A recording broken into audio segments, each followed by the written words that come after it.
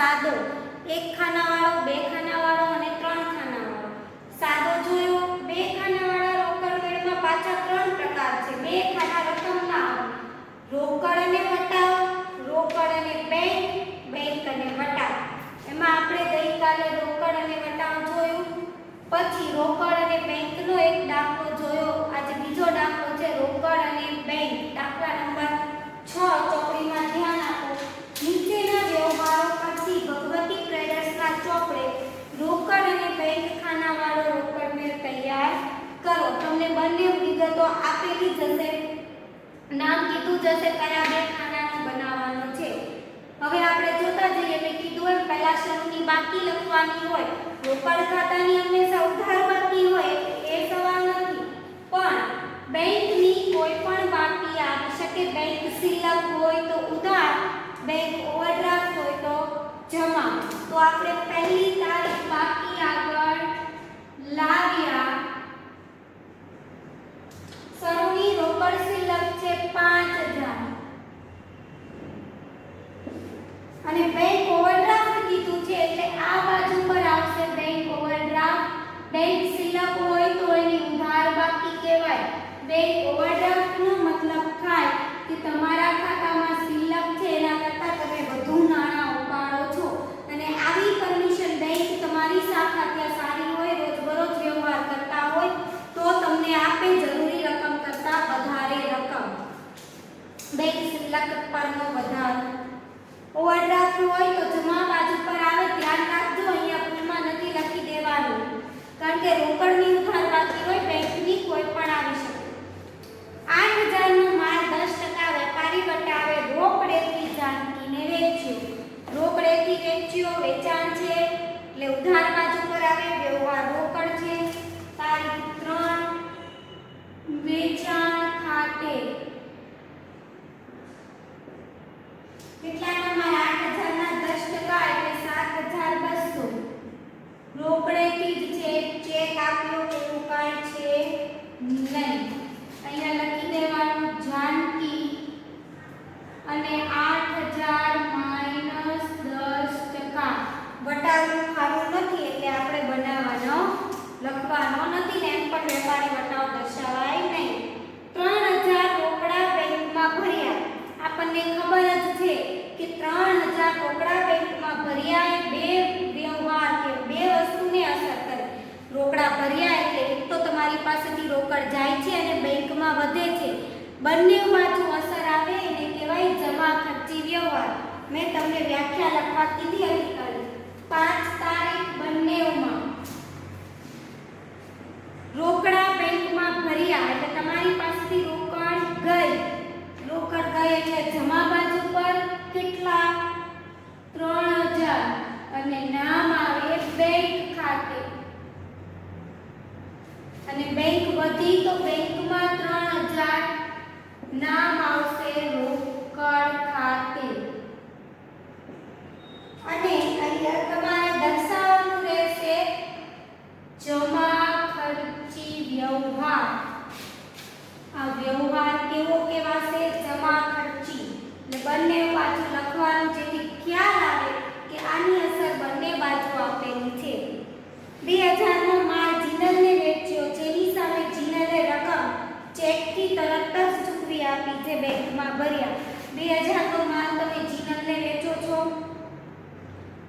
તરત જ ચેકથી ચૂકવી આપી એટલે બેંકમાં રકમ આવશે। વેચ્યો એટલે ઉધાર બાજુ પર 6 તારીખ વેચાણ ખાતે પૂરેપૂરા 2000 બેંકમાં, કારણ કે તરત જ બધી રકમનો ચેક આપી દીધો। જીનલ 2000 નું ફર્નિચર ખરીદ્યું, રકમ તરત જ ચેકથી ચૂકવી આપી। આપણે ફર્નિચર ખરીદ્યું એટલે રોકડ ગઈ તો જમા 8 તારીખ ફર્નિચર ખાતે રકમ ચેકથી ચૂકવી એટલે બેંકના ખાનામાં 2000। ભાર્ગવીની પાસેથી 3000 નો ચેક મળ્યો જે પાર્થને વેચાણ શેરો કરી આપ્યો। હવે ચેક મળે છે અને પાર્થને વેચાણ શેરો કરે છે। આવી જ્યારે પણ હવા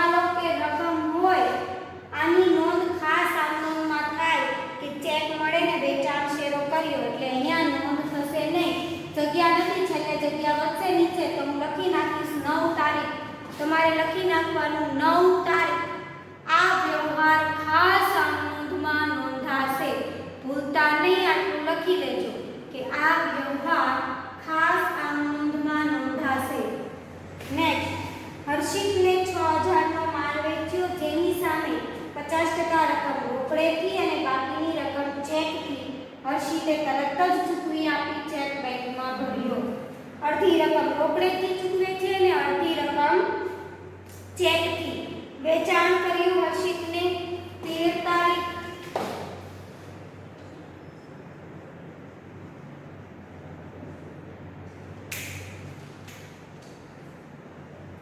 વેચાણ ખાતે ટોટલ 6000 છે. અડધી રકમ 50% કીધી એટલે 3000 આવશે. 50%. 15 તારીખ 6000 નો માલ ડીવીએસ પાસેથી ખરીદ્યો. રકમ તરત જ રોકડમાં ચૂકવી આપી. ડીવીએસ પાસેથી ખરીદ્યો એટલે આ બાજુ પર ખરીદ ખાતે રકમ બધી જ રોકડમાં ચૂકવે છે એટલે 6000 રોકડમાં. ડીવીએસ પાસેથી છે તો ડીવીએસ. સમજ પડે છે? આ રીતે આની અંદર નોંધ કરવાની આવશે. પગારના 1000 અને દલાલીના 500 રોકડા ચૂકવ્યા. રોકડ ગઈ બંને 18 તારીખ. પગાર ખાતે અને દલાલી ખાતે રોકડા ચૂકવ્યા એટલે 1000 અને 500.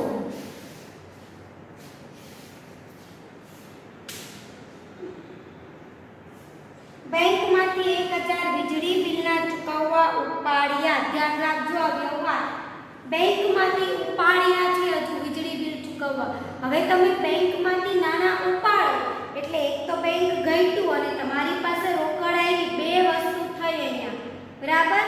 બેંક ગઈટી અને રોકડ આવી, બે વસ્તુ અહીંયા થાય છે એટલે બંને સાઈડ જમા ખર્ચી વ્યવહાર કહેવાય. વીજળી બિલ ચૂકવી નથી દીધું, વીજળી બિલ ચૂકવવા ઉપાડ્યા એટલે 22 તારીખનો વ્યવહાર બંને સાઈડ આવશે, જમા ખર્ચી કહેવાશે.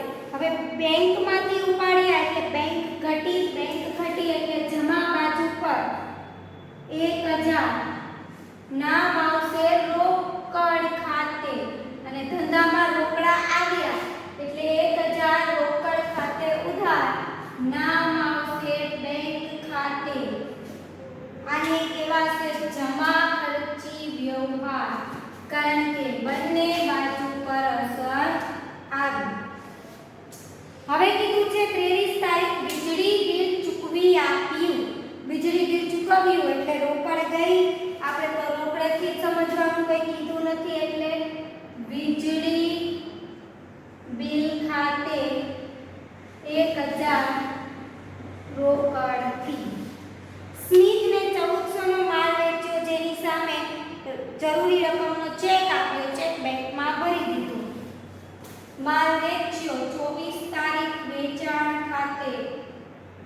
ચેકથી વેચ્યો છે એટલે બેંકમાં 1400.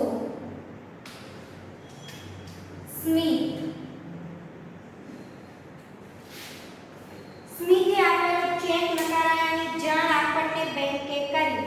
આ સ્મિતનો ચેક જે છે એ નકારાયો. સ્મિતને આપણે વેચાણ કર્યું હતું એટલે સ્મિતે આપણને ચેક આપ્યો એટલે આપણા ખાતામાં રકમ આવવી જોઈએ. હવે ચેક નકારાયો એટલે રકમ મળી નથી એટલે ઓછી મળી તો જમા બાજુ પર આવશે 27 તારીખ. રકમ ચેક નકારાયો એટલે બેંકમાં રકમ આવશે 1400 એમ પણ બેંકથી જ ચૂકવેલો હતો. ચેક નકારાયો. આવી જ રીતે તમારે લખવાનું અથવા સ્મિત ખાતે ચેક નકારાયો. સ્મિત ખાતે કૌંસમાં ચેક નકારાયો તો પણ ચાલે. બેંકે આપણા ખાતે ઓવરડ્રાફ્ટ વ્યાજના 100 ઉધાર્યા છે જેની જાણ બેંકે એડવાઇસ દ્વારા આપણને મળી.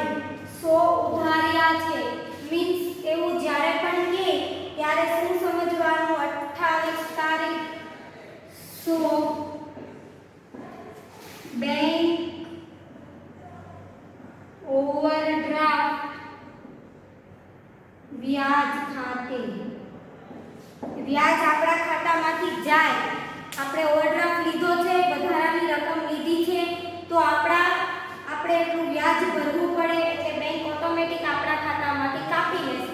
બેંક શિલ્લક એટલી ઘટશે એટલે જમા બાજુ પર આવી બેંક ઓવરડ્રાફ્ટ વ્યાજ ખાતે. જુલાઈ મહિનો છે 31 નો, બાકી આગળ લઈ ગયા આવશે. રોકડ ખાતાની કોઈ પણ બાકી હોઈ શકે, રોકડ ખાતાની હંમેશા ઉધાર બાકી હોય, બેંકની કોઈ પણ બાકી આવી શકે. વ્યવહાર પૂરા થાય છે, આપણે આ ખાતા બંધ કરીએ. પહેલા રોકડ ખાતાનું ટોટલ કરીએ, કારણ કે રોકડ ખાતાનું હંમેશા આ બાજુનું જ વધારે હોય. બાકી આગળ લઈ ગયા કરો, આ બાજુનું ટોટલ કેટલું થશે? 16200.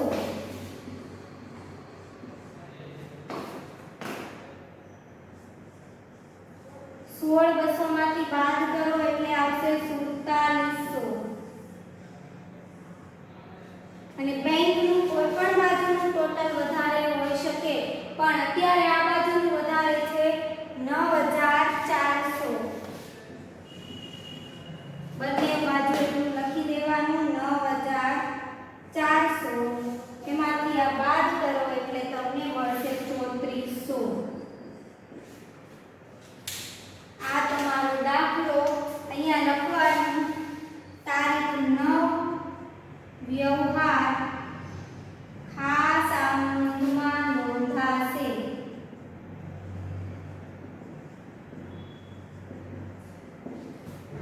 સમજ પડી? આ રીતે અસર આપવાની આવે આની. ઉધાર અને જમા, આય અને વ્યય બે બાજુ છે, રોકડ અને બેંક. આ જમા ખર્ચી વાળું ખાસ ધ્યાન રાખજો, કયા વ્યવહારમાં આવે અને વ્યાખ્યા મેં તમને લખવા કીધી જ છે. આ પ્રમાણેનું ખાસ ધ્યાન આપીને ખાસ જોઈ લેજો.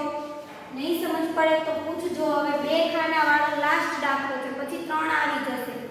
બેંક અને વટાવ. તો હવે આપણે એ જોઈએ બેંક અને વટાવના ખાના વાળો દાખલો.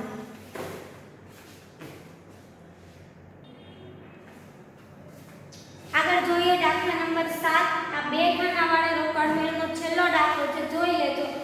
વટાવ અને બેંક. દાખલા નંબર 7. નીચેના વ્યવહારો પછી અખિલેશનો બે ખાના વાળો રોકડ મેળ તૈયાર કરો. અખિલેશનો બે ખાના વાળો રોકડ મેળ તૈયાર કરો. લખીએ આપણે. પહેલા કીધું છે સમૂહનો બેંક ઓવરડ્રાફ્ટ. ઓવરડ્રાફ્ટ આપેલો છે એટલે જમા બાજુ પર આવશે. બાકી આગળ લાગ્યા 13500.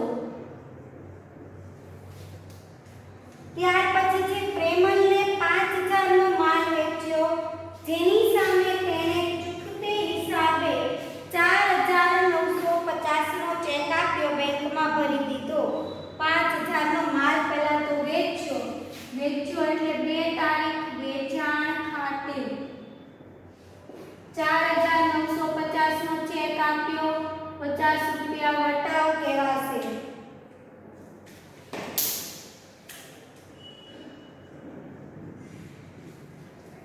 પ્રેમલ ખાતે 6000 નો માલ ખરીદ્યો અને જરૂરી રકમનો ચેક લખી આપ્યો. માલ ખરીદ્યો, જરૂરી રકમનો ચેક. આપણે તારીખ અહીંયા 8. ખરીદ ખાતે અહીંયા તો એક જ ખાનું હોય, રોકડ બેંક કાંઈ વિચારવાનું નથી. વટાવ આવે તો ડાયરેક્ટ લખી દેવાનું છે 6000.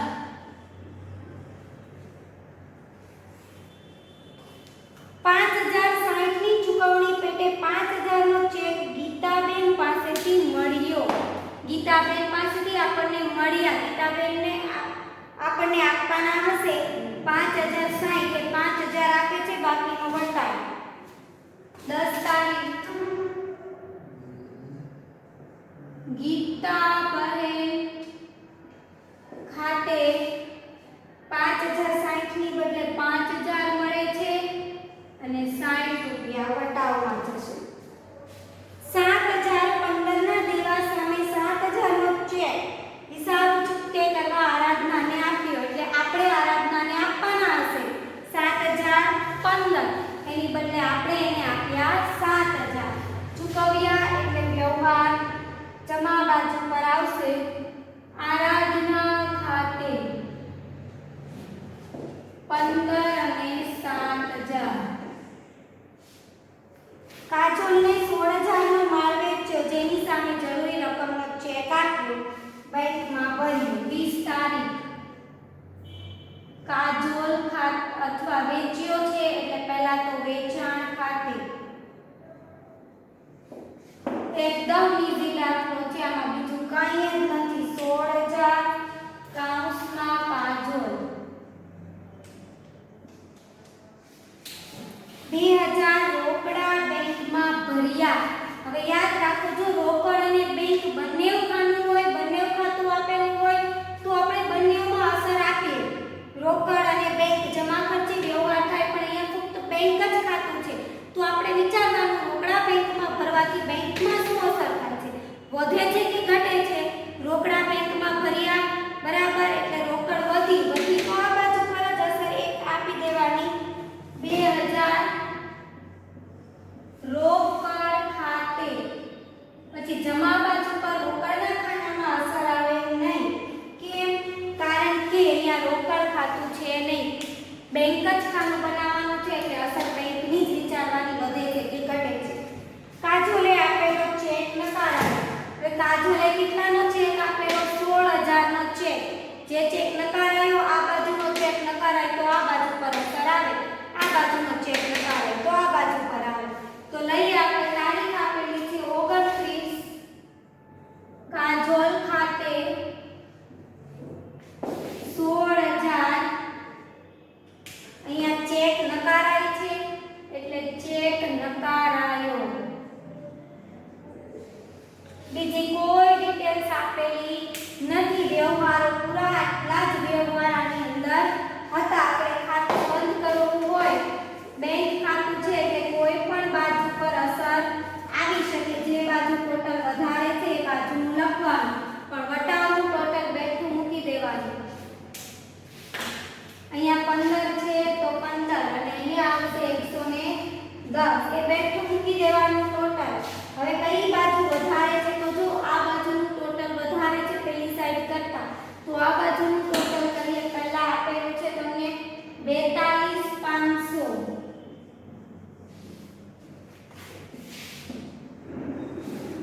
આ કયા મહિનાના હિસાબો છે? આપણે જુલાઈ, એટલે 31 તારીખ આવશે. 31 તારીખ.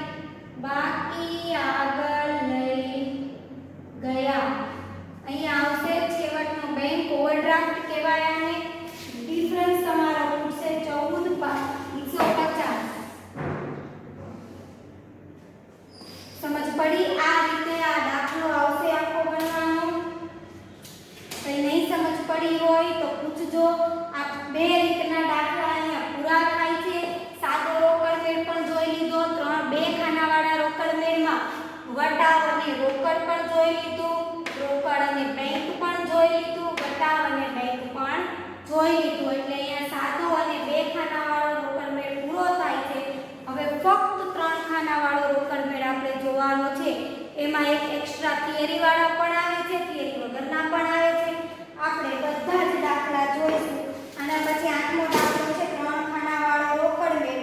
એ 8મા દાખલા પૂરો થાય પછી 13, 14 અને 15 અને 16 ચારેય દાખલા નિફ્ટ અને આરટીજીએસ વાળા છે અને એ બધા 3 ખાનાવાળા જ છે. એટલે હવે આપણે 3 ખાનાવાળા રોકડ મેળ જોવાના છે. 5 દાખલા છે 3 ખાનાવાળા રોકડ મેળના, જે આપણે હવે જોઈશું. આ બે ખાનાવાળા પૂરા. અહીંયા સુધી નહીં સમજ પડી હોય તો WhatsApp મેસેજ દ્વારા પૂછજો, પ્રેક્ટિસ કરજો. આની સાથે પીડીએફ તમને મળી જ જાય છે દાખલાની, અને કન્ટિન્યુ પ્રેક્ટિસ કરજો.